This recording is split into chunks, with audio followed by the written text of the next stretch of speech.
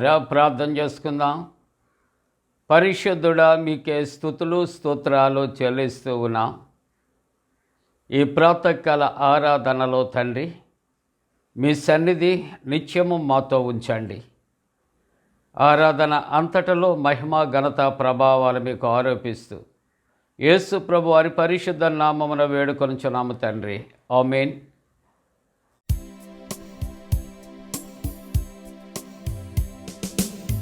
భజన చేయుచు భక్త పాలక ప్రస్తుతింతు నీ నామమును.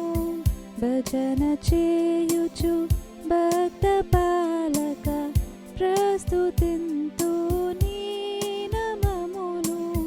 వృజినములపై జయమునిచ్చిన విజయుడా నిన్ను వేడుకొందు. భజన చేయుచు భక్త పాలక ప్రస్తుతింతు నీ నామమును. దివ్య పదవిని విడిచి నీవు దీనుడవై పుట్టినావు. దివ్య పదవిని విడిచి నీవు దీనుడవై పుట్టినావు. భవ్యమైన బోధలెన్నో బాగుగా ధర నేర్పినావు.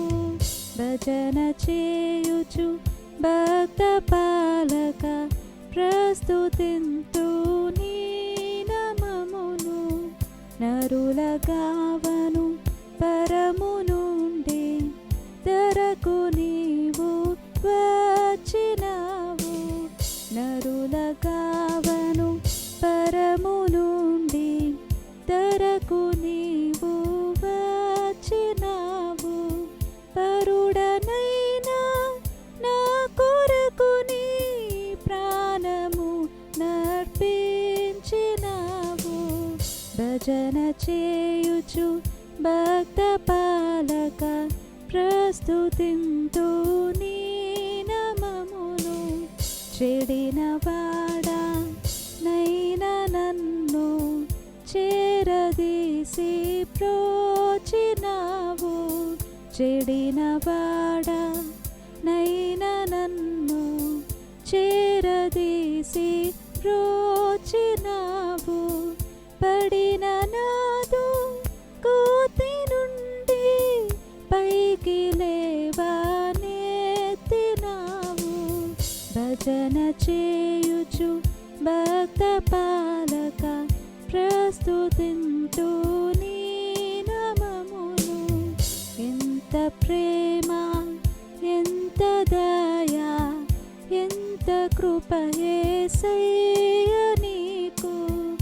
ఎంత ప్రేమ, ఎంత దయా, ఎంత కృప యేసయ్య నీకు. ఇంతయనివ నింపనినలో ఎవనికి సాధ్యంబు కాదు. భజన చేయుచు భక్త పాలక ప్రస్తుతింతు నీ నామమును. ప్రియులారా, ఈ ప్రాతకాల ఆరాధన కొరకు ఏర్పాటు చేయబడిన పరిశుద్ధ లేఖనాన్ని కలిసి చదువుకున్నాం. అందరము కూడా పరిశుద్ధ గ్రంథాలు తెరచి యెషయా గ్రంథము 2వ అధ్యాయం 11వ వచనాన్ని కలిసి చదువుకుందాం. 11వ వచనము, నరుల అహంకార దృష్టి తగ్గింపబడును, మనుష్యుల గర్వము అనగద్రొక్కబడును. ప్రియులారా, ప్రభు పేరట శుభాలు.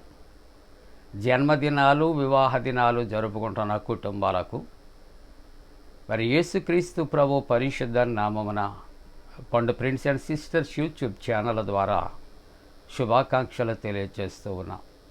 మీ కొరకు ప్రార్థన చేస్తూ ఉన్నా. దేవుడు మిమ్మలను దీవించునుగాక. మంచిదండి, క్షేమంగా ఉన్నారు కదా. దేవునికి వందనాలు చెల్లిస్తూ ఉన్నాం. ఈవేళ మనం చదివినటువంటి వాక్యాంశం, నరుల అహంకారము దేవునికి అసహ్యం. చెబుతారా? నరుల అహంకారము దేవుని దృష్టికి అసహ్యం. అహంకారము అనే మాట గర్వము అని చెప్పబడుతూ ఉన్నది ప్రియులారా.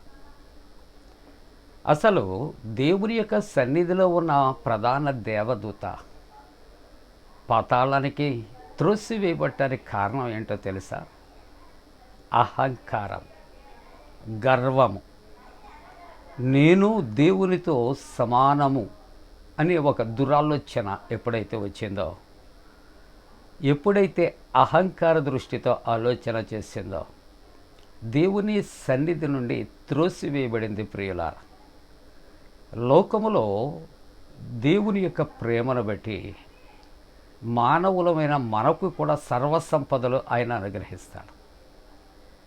కానీ పరిశుద్ధ గ్రంథములో ధనవంతుడి వలె ఇది అంతా కూడా నాదే అనే ఒక దురాలోచన రావటంతో ఈ యొక్క దురాలోచన అహంకారానికి, గర్వానికి కూడా అది నడిపిస్తూ ఉన్నది. కనుక మానవునికి ఉన్నటువంటి గర్వము లేక అహంకారం దేవుని దృష్టిలో అది అసహ్యము అయినది అని దేవుని యొక్క వాక్యం. దేవుని యొక్క వాక్యములో మనం చూస్తూ ఉంటున్నప్పుడు సామెతల గ్రంథంలో చక్కటి మాటలు ఇక్కడ వ్రాస్తూ ఉన్నట్లుగా మనము చూస్తూ ఉంటున్నాం ప్రియులారా. ఇక్కడ దేవుని కట్టండి అసహ్యమైనవి 6 కలవు, దానితో ఒకటి చేర్చి 7. దాంట్లో అహంకార దృష్టి అంటూ ఉన్నాడు. కాబట్టి దేవునికి అయిష్టమైనది అహంకారము అనగా గర్వము, లేక గర్వము అనగా అహంకారం. ఇది ఎవరిది అంటే అపవాదిది, ఇది సాతానుది. కానీ ఈ అహంకారము, గర్వము అనేది మానవులకు నేర్పుతూ ఉంటున్నది. మానవునికి ఏదైతే అవసరత లేదో దాన్ని నేర్చుకుంటాడు, అవసరమైన దాన్ని విడిచిపెడతా ఉంటాడు. ఇది మానవుని యొక్క నైజం. అందుకని దేవుని యొక్క వాక్యం అంటుంది, నరుల అహంకారము దేవునికి అది అసహ్యము అంటూ ఉన్నాడు ప్రియులారా.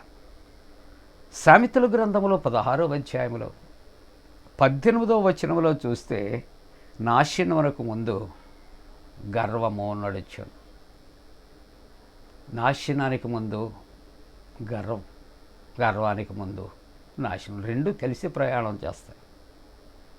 గర్వము, నాకన్నా గొప్పవారు లేరు, నాకన్నా అందమైన వారు లేరు, నాకన్నా సంపాదనాపరుడు లేడు. అంటే ప్రతిదానికి నాకన్నా నాకన్నా నాకన్నా. అసలు మనం ఏమై ఉన్నాం అని ఆలోచన చేస్తే మంటివారమనే జ్ఞాపకం చేసుకుంటున్నాడు అంటాడు దేవుని యొక్క వాక్యం. ఒక తాబేలు కుందేలు కథ మనకు తెలుసు కదా అండి. తాబేలు పాపం నెమ్మదిగా నడుస్తుంది, కుందేలు చాలా చురుగ్గా గంతులు వేసుకుంటూ ఎగురుకుంటూ వెళ్ళిపోతారు.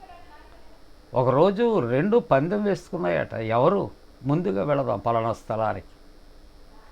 2 ప్రయాణాన్ని ప్రారంభించడానికి ముందుగా తాబేలు అనుకున్నదట, ఇచ్చిన సమయం ప్రారంభమయ్యింది కాబట్టి నేను తొందరగా నడవలేను కనుక నా యొక్క నడక నేను ప్రారంభిస్తాను అని మెల్లమెల్లగా నడవటం ప్రారంభించి, కుందేలు అనుకున్నదట తాబేలు అక్కడక్కడే మందకొడిగా నడుస్తుంది, నేనెంత 2 గంతులు వేస్తే నేను గోల్ రీచ్ అవుతానని రెస్ట్ తీసుకుందామని ఏం చేసిందంటే చక్కగా ఆ యొక్క పొదల్లోనట గర్వంతో ఆలోచన చేస్తే నాతో ఎక్కడ గెలుస్తుందిలే ఆ యొక్క తాబేలు అని ఆలోచన చేస్తూ నిద్రపోయిందట ప్రియులారా. చివరికి ఇక కుందేలు చివరి గడియల్లో పరిగెత్తుకుని వెళ్ళి నేనే ఫస్ట్ అనుకునే సమయంలో దానికన్నా ముందు ఉందట తాబేలు. మనకి ఏం అర్థమవుతుంది అని ఆలోచన చేస్తూ ఉన్నప్పుడు నేను అనుకుంటే జాగ్రత్త పడిపోతామేమో. నేను కాదు, నేను అనే ఈ యొక్క స్థానంలో మన ప్రభువు ఉండాలి. అందుకని క్రీస్తే నా యందు జీవించుచున్నాడు అంటాడు అపోస్తలుడైనటువంటి పౌలు. కనుక వాక్య ప్రకారంగా ఆలోచన చేస్తే నాశనమునకు ముందు గర్వము నడుస్తుంది. గర్వము మానవులను సిగ్గుపరుస్తున్నది.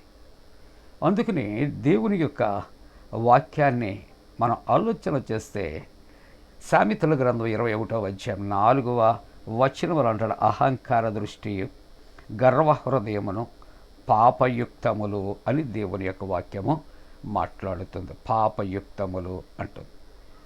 అలాగునే 18వ కీర్తన 27వ వచనములో గర్విష్ఠులకు విరోధి అయినటువంటి వారిని అణచివేస్తాడు అంటున్నాడు. కాబట్టి గర్విష్ఠులకు విరోధివై వారిని అణచివేస్తాడు. గర్విష్ఠులకు వచ్చే బహుమానం ఏంటంటే వారు అణచివేయబడతారు అని దేవుని వాక్యం. 101వ సంకీర్తన 5వ వచనములో చూస్తే అహంకార దృష్టి గలవారి గర్వించినటువంటి హృదయములు గలవారిని నేను సహింపను. దేవుడు ఏదైనా సహిస్తాడు, కానీ గర్వ హృదయం అహంకార దృష్టి ఉన్నవారిని ఆయన సహించు దేవుడు కాదు. చివరిగా యాకోబు పత్రిక 4వ అధ్యాయం 6వ వచనములో దేవుడటండి అహంకారులను ఆయన ఎదిరించి దీనులకు కృప ఆయన అనుగ్రహిస్తాడు అని లేఖనాలు చెప్పుచున్నాయి. లేఖనాలు చెప్పే మాటలు ఏంటంటే ఇక్కడ గర్విష్ఠులనట అహంకారులనట ఆయన ఏం చేస్తాడు, అణచివేసే దేవుడు. వాళ్ళను ఎదిరించి దీనులకు తన కృప అనుగ్రహిస్తాడు. కాబట్టి ఇక్కడ నరుల అహంకారము దేవుని యొక్క దృష్టికి అసహ్యము. అది ఎవరైతే గర్విష్ఠులుగా ఉన్నారో అహంకారులుగా ఉన్నారో వారికి దీవెన కాదు అని దేవుడు హెచ్చరిక చేస్తూ ఈ ఉదయకాలపు ఆరాధనలు అపవాది సాతాన్ యొక్క ఆ హృదయాలు మనలో ఉంటే తీసివేసుకుందాం. అది నాశనానికి నడిపిస్తూ ఉంటూ ఉన్నాడు. కాబట్టి దేవునికి అసహ్యకరమైనటువంటి వాటిని విడిచిపెట్టి దేవునికి ఇష్టమైనటువంటి రీతిలో మనం జీవించాలి. అలా జీవించడానికి దేవుడు తన పరిశుద్ధాత్మ కూడిన మనపై మెండుగా కుమరించునుగాక. ఆమేన్. ప్రార్థన. పరిశుద్ధుడా నీకు వందనాలు. వాక్యము దీవించాడు, దీనత్వము అనుగ్రహించాడు. ప్రభువా, బలహీనులైన వారిని బలపరచండి, స్వస్థపరచండి. పరీక్షలు వ్రాసి నాయన రిజల్ట్స్ కొరకు ఎదురు చూస్తున్న బిడ్డలకు జాయము, ఇంకనూ వ్రాస్తున్న బిడ్డలకు జాయము కొరకు ఎండల తీవ్రత దూరపరచండి, చల్లటి వాతావరణం అనుగ్రహించాడు. యేసు ప్రభు దివ్య నామమున వేడుకొనుచున్నాం తండ్రి. ఆమేన్. పరలోకమందున మా తండ్రి, నీ నామం పరిశుద్ధపరచబడనుగాక, నీ రాజ్యం వచ్చునుగాక, నీ చిత్తం పరలోకమందున వేర్చినట్టు భూమి అందు నెరవేరునుగాక. మా ఇందిన ఆహారం నేడు మా దయచే, మా ఎడల అపరాధం చేసిన వారికి క్షమించిన ప్రకారముల ప్రథమ క్షమించము, శోధంలోనే తెక్క కీడును తప్పించము. రాజ్యము, శక్తి, మహిమ నిరంతరము నీవే ఉన్నవి. ఆమేన్. మన పరమ తండ్రి అయిన దేవుని యొక్క ప్రేమయు, ప్రభువైన యేసుక్రీస్తు ప్రభు కృపయు, పరిశుద్ధాత్మ యొక్క అన్యోన్య సహవాసము ప్రాతకాల ఆరాధనలో ప్రభువుని ఆరాధిస్తున్న ప్రతి కుటుంబానికి తోడుగుండి సంరక్షించి కాపాడునుగాక. ఆమేన్.